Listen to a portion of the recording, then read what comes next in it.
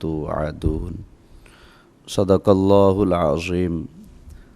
نبی پاک صلی اللہ علیہ وآلہ وسلم کی ذات مبارکہ پر درود و سلام کا تحفہ پیش کر لیجئے، برکت ہو جائے گی۔ الصلاۃ والسلام علیکہ یا سیدی یا رسول اللہ وعلی آلکہ واصحابکہ یا سیدی یا حبیب اللہ صلی اللہ تعالی علیہ وآلہ وسلم۔ آپ سب ساتھیوں سے میری زندگی میں پہلی ملاقات ہے، سوائے شکیل بھائی کے اور سوائے ان کے جو میرے ساتھ ہیں، باقی سب سے پہلے چہرہ شناسائی بھی نہیں ہے، ملاقات بھی پہلی، زیارت بھی پہلی، بات چیت بھی پہلی دفعہ ہوگی۔ اور آپ میں سے کسی بندے نے بھی مجھ سے سوائے ان کے کسی نے ڈائریکٹ مجھ سے مخاطب ہو کر بات نہیں کی کہ ہمارے یہ سوالات ہیں یا ہم فلاں فلاں موضوع پر آپ سے گفتگو کرنا چاہتے ہیں۔ حالانکہ طریقہ کار یہی ہونا چاہیے تھا کہ اگر آپ کسی ایک موضوع کو سلیکٹ کر لیتے، ٹھیک ہے، یا پھر آپ کے جو سوالات تھے ان کی لسٹ مجھے دے دیتے تاکہ ان کے مطابق میں ضروری کتابیں ساتھ لے کر آتا اور تیاری کر کے آتا، لیکن ایسا نہیں کیا گیا۔ تو اگر آپ اتفاق کریں تو آج ہم کسی ایک موضوع کا انتخاب کر لیتے ہیں اور اس کے بعد کوئی تاریخ رکھ لیتے ہیں کہ فلاں تاریخ کو ہم دوبارہ جمع ہوں گے اور اس موضوع پر گفتگو کریں گے۔ اتفاق کریں تو یہ بھی ٹھیک ہے، وگرنہ ہمارا تو دعویٰ یہی ہے کہ علم کلی حقیقی مطلق جو ہے وہ اللہ کے پاس ہے، اور اللہ کی عطا سے جس کو جتنا علم عطا ہوتا ہے اللہ کے حکم سے وہ اتنا کے جواب دے پاتا ہے۔ اب جتنا کہ میں دے پاؤں گا انشاءاللہ تعالی میں حاضر ہوں، ٹھیک ہے۔ آپ چاہیں تو اپنے سوالات کے آغاز کر لیں، چاہیں تو آپ کسی ایک موضوع کا انتخاب کر لیجئے۔ اچھا، دوسری بات، سوال کرنے کا حق مجھے بھی ہوگا، ٹھیک ہے، آپ کو حق ہے، سوال کا حق مجھے بھی حاصل ہوگا۔ فی الحال تو ہم آپ کے علم سے استفادہ حاصل کرنے کے لیے ارشاد صاحب کی آپ کے ساتھ بات ہوئی ہے کہ چند ایک باتیں ہیں جن سے ہم چاہتے ہیں کہ ان بچوں کو سمجھائیں، یہی بات ہوئی تھی۔ تو صاحب اب باری باری ہر بندہ آپ کے ساتھ سوال کرے تو بھی نامناسب ہے، ایسے ہی ہے، نہیں کرنا چاہیں تو کر بھی سکتے ہیں۔ ایسے ایک لسٹ ہم نے بنا لی ہے، وہ آپ سے سوال کریں گے، آپ نے جواب دینا ہے۔ کوئی اللہ معاف کرے اس طرح کا مسئلہ نہیں ہے کہ خدا نخواستہ جو ہے نا وہ آپ نے کوئی غلط جواب دینا ہے، آپ عالم دین ہیں، ٹھیک ہے۔ اور یہ جو لوگ آپ کے سامنے بیٹھے ہیں ان میں 2-4 لوگوں کے، باقی لوگ سارے میرے جیسے سیکھنے والے ہیں، ٹھیک ہے۔ تو آپ سے ہم نے سیکھنا ہے، تو سوالات کا سلسلہ شروع کرتے ہیں حضرت صاحب سے۔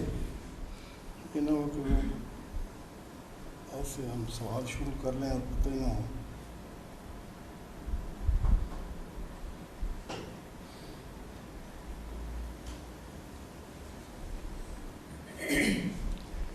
سب سے پہلے جو سوال میں آپ سے کروں گا بنیادی طور پر وہ یہ ہے کہ انجینئر محمد علی مرزا صاحب، جن کو آج کل بہت سارے لوگ سنتے ہیں، خصوصی طور پر نوجوان ینگ لوگ، اور ان کے سننے والوں کو دیگر جتنے بھی مسالک ہیں ہمارے، وہ کہتے ہیں کہ یہ لوگ گمراہ ہو چکے ہیں، سیدھا سیدھا گمراہی کا فتویٰ لگا دیتے ہیں، کہیں غلطی کا بھی نہیں کہتے کہ جی یہ لوگ جو ہے نا وہ گمراہی کے راستے پہ چل چکے ہیں۔ آپ سے پہلا سوال یہ ہے کہ انجینئر صاحب کے ساتھ آپ کا جو اختلاف ہے وہ کن باتوں کے اوپر ہے؟ عقائد میں ہے، عبادات میں ہے، فقہ میں یا فروع میں؟ مرزا محمد علی انجینئر صاحب سے ہمارے جو اختلافات ہیں وہ عقائد میں بھی ہیں، فروعات میں بھی ہیں۔ آپ کی نظر میں انجینئر محمد علی مرزا صاحب مسلمان ہیں؟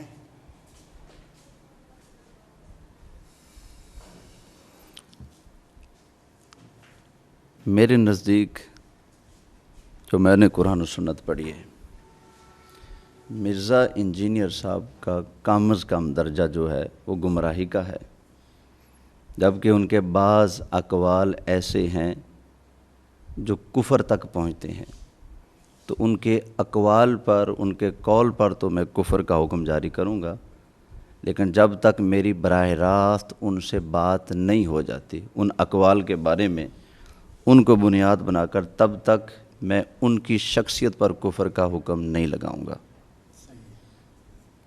کیونکہ جن چیزوں کو میں کفر سمجھتا ہوں، اگر ملاقات ہوتی ہے تو میں پیش کروں گا، ان کے بارے میں کوئی ایسی وضاحت وہ پیش کر دیتے ہیں، کوئی ایسی تعویل وہ کر دیتے ہیں جو واقعی قابل قبول ہو اور وہ بنتی بھی ہو تو قبول کی جائے گی، وگرنہ ہم اپنے دلائل شرعیہ کو سامنے رکھ کر اتمام حجت کرنے کے بعد اس کے اوپر فتویٰ جاری کر سکتے ہیں۔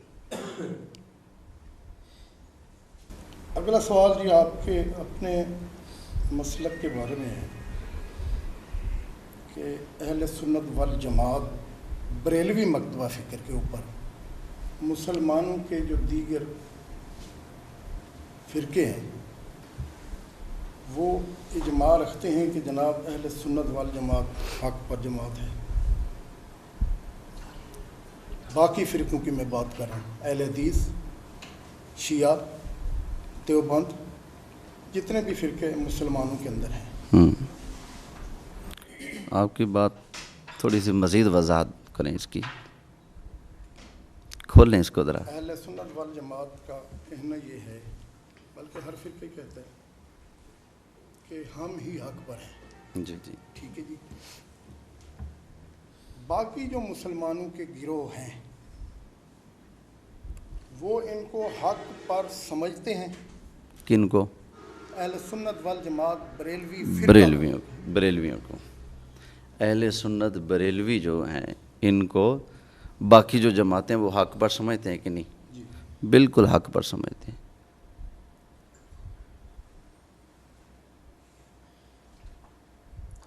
دارالعلوم دیوبند انڈیا کا جو مدرسہ ہے، اس کے جو پہلے مفتی ہیں مفتی عزیز الرحمن صاحب، ان کا فتاویٰ دارالعلوم دیوبند اٹھا لیجئے، اس کے اندر ان سے سوال ہوا یہ جو بریلوی ہیں، احمد رضا خان بریلوی کو جو فالو کرتے ہیں، تو کیا ان کے ساتھ نکاح وغیرہ ہو سکتا ہے؟ کہا بالکل ہو سکتا ہے، آخر وہ بھی تو مسلمان ہیں۔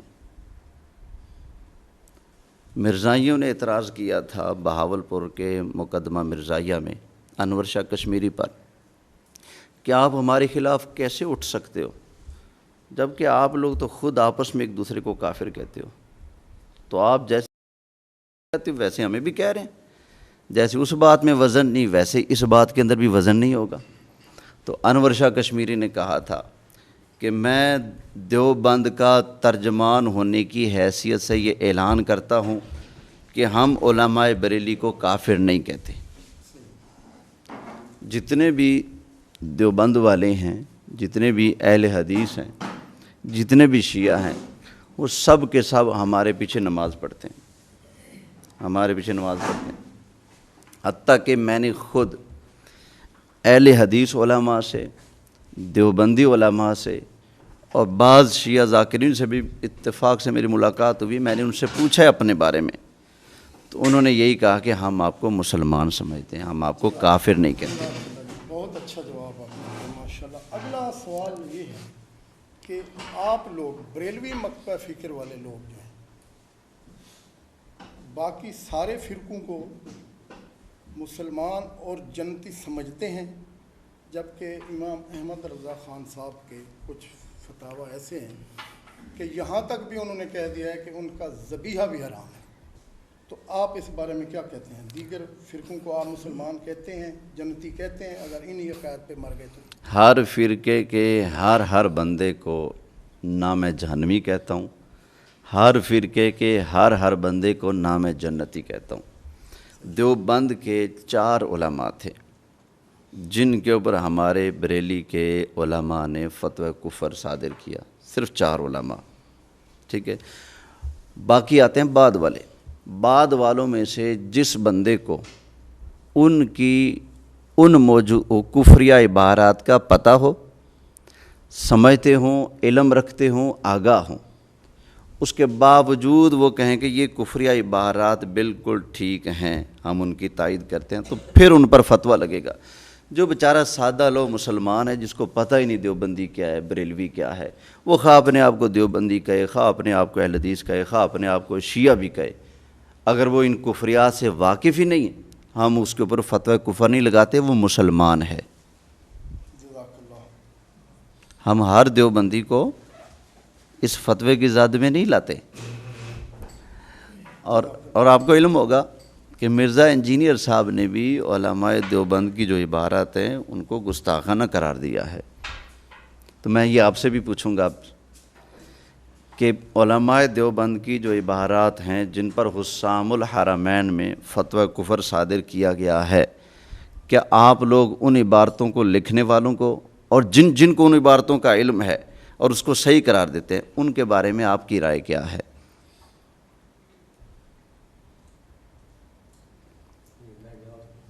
جی جی بالکل. جن لوگوں نے عبارت لکھی، جب ان پہ یہ فتویٰ لگایا تو اس کی وضاحت میں انہوں نے بڑے واضح انداز سے، جیسے انہوں نے کہا کہ ہم نبی صلی اللہ علیہ وسلم کی حتیٰ کہ آپ کی نالین مبارک کی گستاخی کو بھی کفر سمجھتے ہیں. تو ہمارے ان عبارات کا مقصد یہ نہیں، گو وہ عبارات یعنی اس سے جو بریل مکتب فکر کے لوگ لیتے ہیں وہ مانا نہیں لیا جا سکتا ہے، یعنی ڈاؤٹیڈ ہے. نبی صلی اللہ علیہ وسلم کی عزت اور عصمت کا تقاضا یہ تھا کہ ایسی عبارات جو مبہم اور جس سے آپ کی شان، جو آپ کی شان کے لائق نہ ہو، تو یقیناً ان عبارات کو جو ہے وہ ردی کی ٹوکری میں ڈال دینا چاہیے تھا اور برملا کے رکھنا چاہیے تھا. کیونکہ وہ تعویل کرتے ہیں کہ، تو اس لیے میری نظر میں وہ جو صحیح روش تھی وہ تو یہ تھی کہ ان عبارات کو ردی کی ٹوکری میں ڈالتے ہیں، کیونکہ نبی صلی اللہ علیہ وسلم کی شان مقدم ہے. لیکن کیونکہ جب انہوں نے یہ کہہ دیا کہ ہم آپ صلی اللہ علیہ وسلم کی نالین مبارک کی بے ادبی کو بھی کفر سمجھتے ہیں، گستاخی سمجھتے ہیں، لہٰذا پھر فتویٰ تھوپنا ٹھیک ہے. یا تو وہ یہ کہیں کہ کسی بھی سینس میں ہم آپ صلی اللہ علیہ وسلم کی شان کے خلاف کوئی بات کرنا ٹھیک ہے، جب وہ کہتے ہیں کہ اس کا مقصد ہی اور ہے، حالانکہ وہ عبارت مبہم ہے. بہتر یہی تھا کہ ان عبارات کو ردی کی ٹوکری میں ڈالا. یہ تو بات ٹھیک ہے، بہتر یہ تھا، جو بہتر تھا انہوں نے نہیں کیا. بات یہ کہ جو ان عبارتوں پر کھڑے ہیں کہ یہ عبارتیں ٹھیک ہیں، ان کے بارے میں آپ کیا کہیں گے؟ تعویل کا نا دروازہ علماء دیوبند نے خود بند کیا ہے، اس لیے کہ ان کے بزرگ ہیں شاہ اسماعیل دہلوی، انہوں نے تقویت الایمان میں لکھا ہے، کہتے ہیں یہ بات بالکل فضول ہے، بے جا ہے کہ بندہ ظاہر میں لفظ بے ادبی کا بولے اور مراد کچھ اور لے.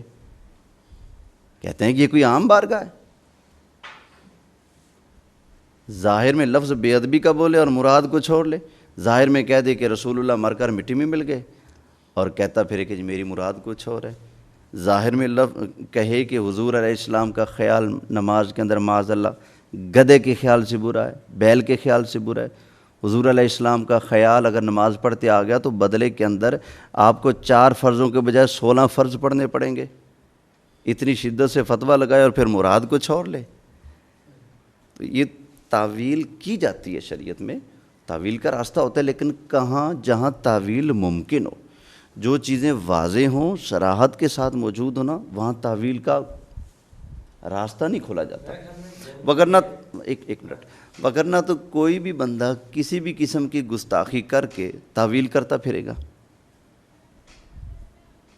تعویل دیکھی جائے گی، تعویل کی گنجائش ہے یا نہیں. گنجائش اگر بنتی ہے تو تعویل کی جائے گی. کوئی بندہ معاذ اللہ رسول کو گالی دے کر اس کی تعویل کرے تو ٹھیک ہے نا. اب تقویت الایمان کے اندر لکھا ہے کہ ہر مخلوق بڑی ہو یا چھوٹی وہ اللہ کی شان کے آگے چمار سے بھی ذلیل ہے. ہر مخلوق بڑی ہو یا چھوٹی، اللہ کی شان کیا کہ چمار سے ذلیل ہے۔ حاشیے میں دلیل کیا دی ہے؟ قرآن کریم کی آیت لائے وَلَقَدْ نَصَرَكُمُ اللَّهُ بِبَدْرٍ وَأَنْتُمْ أَذِلَّةٌ، اور ترجمہ یہ لکھا بدر کے موقع پر اللہ نے تمہاری مدد کی حالانکہ تم سب اس وقت ذلیل تھے۔ اور آگے لکھا ہے کہ بدر کے موقع پر اللہ نے حضور اور حضور کے صحابہ کی حالت کا نقشہ کھینچتے ہوئے یہ کہا ہے کہ تم لوگ بدر کے موقع پر ذلیل تھے۔ پہلے کہا کہ ہر کوئی ذلیل ہے، پھر دلیل قرآن سے دے رہے ہیں کہ بدر میں اللہ نے حضور کو اور حضور کے صحابہ کو ذلیل کہا۔ اب اتنی بڑی بات جو کر دے، کیا اس میں تعویل کی گنجائش ہے؟ کسی کو بندہ ذلیل کہے کہ تو ذلیل ہے، پھر بندہ کہے جی اس میں میری مراد یہ ہے کہ ہم ذلیل شریف آدمی کو ذلیل کہتے ہیں، تو یہاں تو تعویل نہیں نہ چلتی۔ سمجھ گئے نا آپ؟ اس طرح کی بحث میں لگے رہے تو میرے خیال ہے یہ رات بھی پوری گزر جائے گی۔ ہمیں تھوڑا سا تھوڑی تعویل پر گفتگو ضروری تھی کہ تعویل وہاں ہوتی ہے جہاں تعویل کا راستہ ہو۔ پہلے جو ہمارے ابہامات ہیں نا وہ ہم دور کرنا چاہ رہے ہیں سارے ایک ایک کر کے۔ اگر یہ اس سے متعلقہ کوئی بات آئے گی تو سوال ہوگا نا۔ ہاں آپ ہمیں تو عبارتوں کتھا کلام تو اپنی جگہ پر قائم و دائم ہے نا، آپ تو نہیں ہٹے ہوئے۔ جو لوگ سوال لکھوا کے بیٹھے اگر ان کا سوال ہی رہ جائے، ان کا جواب ہی رہ جائے تو فائدہ۔ اصل میں نا مرزا صاحب کو فالو کرتے ہیں نا، مرزا صاحب کو فالو کرتے ہیں نا، اس لیے میں نے کہا کہ انہوں نے بھی ان عبارات کو کفریہ کہا ہے۔ آپ تعویل کریں گے تو آپ مرزا صاحب کے راستے سے ہٹ گئے۔ بہت ساری چیزیں ہاں جی مرزا صاحب کو اس طرح تو فالو نہیں کرتے، فالو تو وہ چلو ٹھیک ہو۔ جو قرآن حدیث کے جی یعنی مرزا صاحب کی ہر بات کو آپ فالو نہیں کرتے؟ جو قرآن حدیث کے مطابق وہ ہر بات تو مرزا صاحب کی میں بھی رد نہیں کرتا۔ وہ اگر 100 باتیں کرتے ہیں تو ان میں سے وہ 50 باتیں صحیح کرتے ہیں۔ وہ بہت ساری ایسی خرافات کو پکڑ کر بیٹھے ہوئے جن کی پکڑ ضروری تھی، اور میرے باس میں ہو تو میں ان کو شاباش بھی دوں کہ یہاں پر آپ نے بالکل ٹھیک کام کیا۔ اپریشیٹ والی بات کو اپریشیٹ کرنا چاہیے۔ آپ میرے ساتھ اتنا چلے نہیں نا۔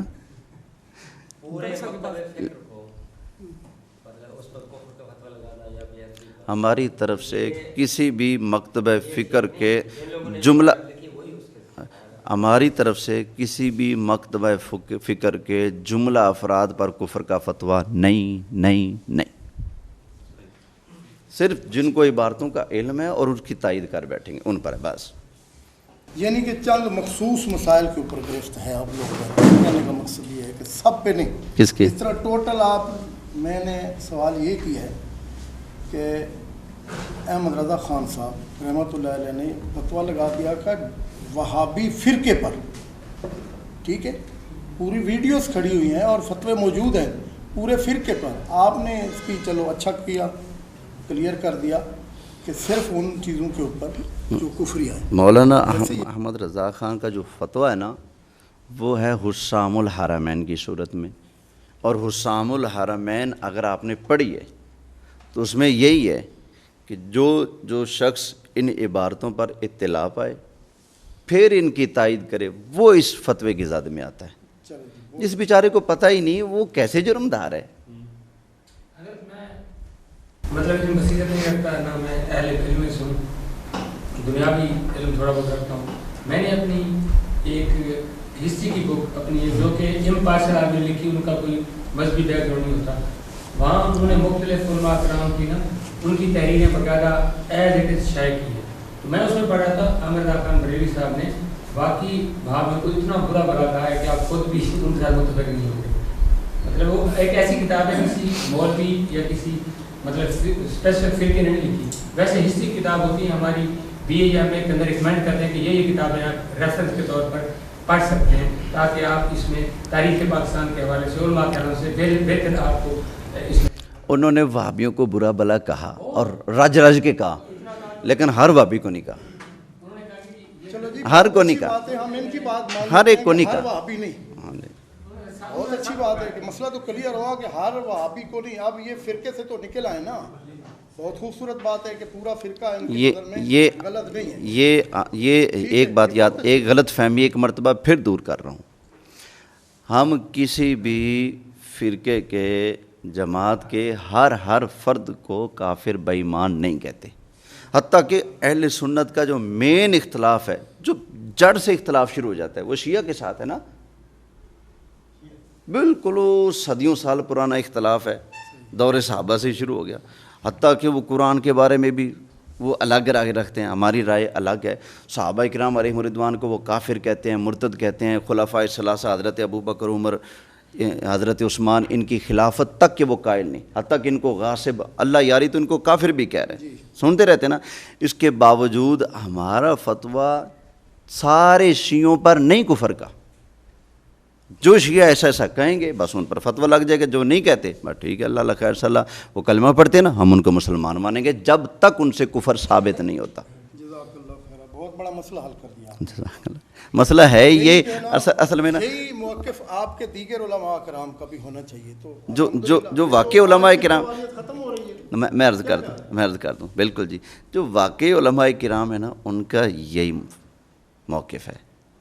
چلیں جی، جزاک اللہ. اگلا سوال. سب جو بندیوں کے پیچھے نماز پڑھی جا سکتی ہے یا مخصوص کچھ جو بندی ہیں جو یہ عقائد رکھتے ہیں؟ میں پتہ ہے کس دیوبندی کے پیچھے نماز پڑھوں گا؟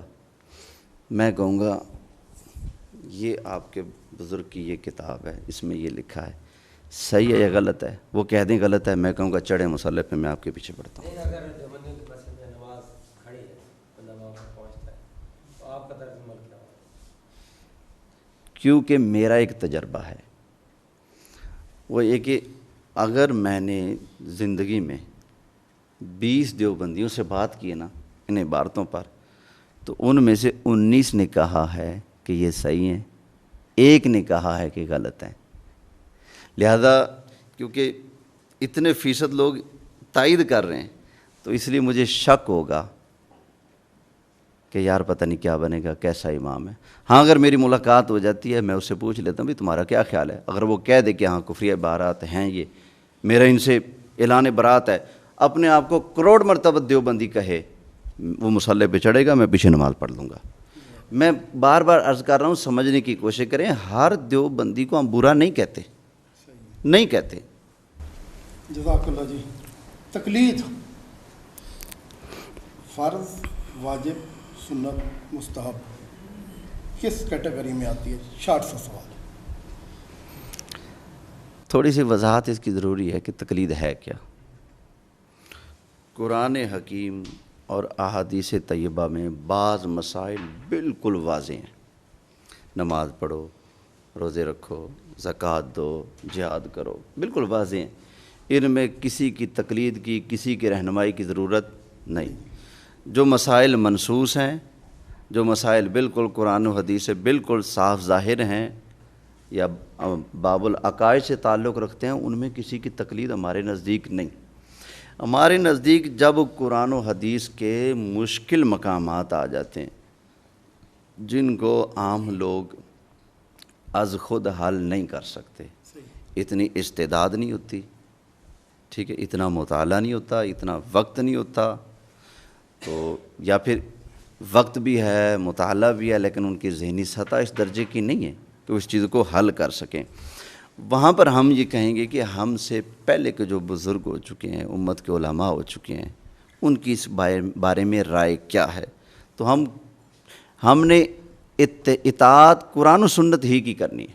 یہ نہیں کہ کوئی بزرگ واجب الاطاعت ہے، نہیں، بالکل غلط ہے. واجب الاطاعت صرف اللہ یا اللہ کے رسول ہیں صلی اللہ علیہ وسلم. ہم نے اللہ تعالیٰ جل وعلا و رسول اللہ صلی اللہ علیہ وسلم کے فرمان کو سمجھنے کے لیے بسا اوقات کسی سے رہنمائی لیتے ہیں کہ آپ صحابہ کے قریب ہیں، آپ رسول اللہ کے زمانے کے قریب ہیں، جتنا آپ کو فہم ہوگا اتنا ہمیں نہیں ہوگا، جتنا اللہ نے آپ کو نوازا ہے ہمیں اتنا نہیں نوازا. اس مسئلے میں ہم مشکل میں ہیں، تو آپ کی کیا رائے ہے؟ وہاں پر جو رائے دیتے ہیں اس کو ہم قبول کرتے ہیں. صرف حنفی علماء سے یا دوسرے شافعی حنبلی دوسروں سے؟ پہلے علماء کا فتویٰ اس پر تھا کہ تقلید جو ہے نا مطلق ہے، کہ آپ کسی بھی امام کی پیروی کر سکتے ہیں. ٹھیک ہے. لیکن جب لوگوں نے دیکھا نا علماء نے کہ لوگ نفس پرستی میں پڑ گئے ہیں، امام شافعی کہتے ہیں جائز ہے تو ادھر چلے جاؤ، امام اعظم ابو حنیفہ کہتے ہیں کہ جائز ہے تو ادھر آ جاؤ، وہ کہتے ہیں ناجائز ہے تو ادھر سے نکل جاؤ. لوگوں نے جب اپنی خواہشات کی تکمیل اور سہولت کے لیے بار بار کبھی اس امام کے لڑ لگے کبھی اس کے لڑ لگے، یہ کرنا جب شروع کیا تو تب علماء نے یہ کہا کہ کوئی بھی شخص کسی ایک معین امام کی تقلید کرے گا فروعی اجتہادی مسائل میں، فروعی اجتہادی مسائل میں، یعنی جو واضح نہیں ہوتے وہاں پر زور لگتا ہے ان کو سمجھنے میں. جو اجتہادی مسائل ہوتے ہیں یہاں پر دلائل دو طرفہ ہوتے ہیں، یا پھر بظاہر دلائل میں تعارض واقع ہو رہتا ہے، ادھر بھی اسی طرح کے دلائل ہیں، بالکل اس کے مخالف دلائل بھی موجود ہیں. اب بندہ عام کنفیوز ہو جائے گا کروں کو تو کیا کروں. تو ہم دیکھیں گے جو قرآن و حدیث کے ماہر ہیں، جنہوں نے اپنی زندگیاں اس کام کے لیے وقف کر دی ہیں، ہم نے تو تھوڑا سا ٹائم دیا، جنہوں نے ساری زندگی دی تو اللہ نے ان پر کرم بھی خاص کیا، تو ہم ان سے رہنمائی لے لیتے ہیں بس.